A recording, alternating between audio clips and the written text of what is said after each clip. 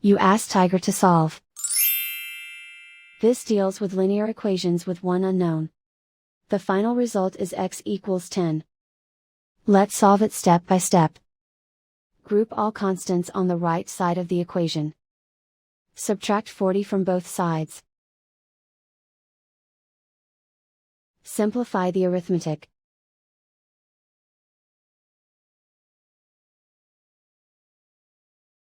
Isolate the x. Divide both sides by -3. Cancel out the negatives. Simplify the fraction. Cancel out the negatives. Find the greatest common factor of the numerator and denominator.